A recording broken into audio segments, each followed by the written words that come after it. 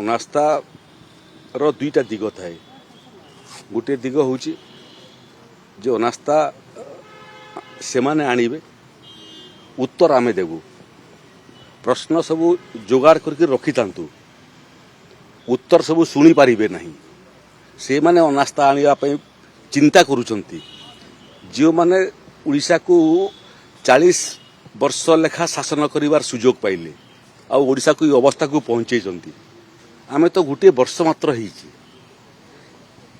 ଆମେ ପ୍ରସ୍ତୁତ ଅଛୁ ଅନାସ୍ଥା ପ୍ରସ୍ତାବକୁ ସାମ୍ନା କରିବା ପାଇଁ। ସବୁ ଟିକେ ହୋମୱାର୍କ କରିକି ଆସନ୍ତୁ। ନିଜର 40 ବର୍ଷରେ କ'ଣ କରିଥିଲେ ସେମାନେ ତାର ଜବାବ ଦିଅନ୍ତୁ। ବିଜୁ ଜନତା ଦଳ ଏବଂ କଂଗ୍ରେସ ପାର୍ଟି ଉଭୟ 35-40 ବର୍ଷ ଲେଖା ହିସାବ ଧରିକି ଆସନ୍ତୁ। ଆମେ ଗୋଟିଏ ବର୍ଷର ହିସାବ ଦେବୁ। ଓଡ଼ିଶାବାସୀ 40 ବର୍ଷ ପ୍ଲସ୍ 40 ବର୍ଷ ଭର୍ସେସ୍ ଗୋଟିଏ ବର୍ଷ, ତାର ତୁଳନା ଦେଖିବେ, ଶୁଣିବେ। ଏବଂ ଯେଉଁ ଅନାସ୍ଥା ପ୍ରସ୍ତାବ କଥା ଆପଣ ଉଲ୍ଲେଖ କରୁଛନ୍ତି, ବୁମେରାଙ୍ଗ ଗୋଟେ ଶବ୍ଦ ଅଛି, ବୋଧେ ବିରୋଧୀ ଦଳ ଜାଣିନାହାନ୍ତି। ଥରେ ଆଣନ୍ତୁ ଅନାସ୍ଥା ପ୍ରସ୍ତାବ, ସରକାରଙ୍କୁ ଆହତ କରିବନି, ବୁମେରାଙ୍ଗ ହେଇକରି ନିଜେ ରକ୍ତାକ୍ତ ହେବେ। ଆଗରୁ ସମ୍ପର୍କ ହିଁ ନଥିଲା, ସରକାର ଭିତରେ ସମ୍ପର୍କ ନଥିଲା ଛତିଶଗଡ଼ ସାଙ୍ଗରେ ଓଡ଼ିଶାର। ଏବେ ପ୍ରଶାସନିକ ଅଧିକାରୀମାନଙ୍କ ସ୍ତରରେ କଥାବାର୍ତ୍ତା ଆରମ୍ଭ ମଧ୍ୟ ହେଲାଣି ଏବଂ ବନ୍ୟା ବାତ୍ୟା ସମୟରେ ମଧ୍ୟ ମୁଁ ମଧ୍ୟ ସେମାନଙ୍କ ସାଙ୍ଗରେ ସମ୍ପର୍କରେ ଅଛି।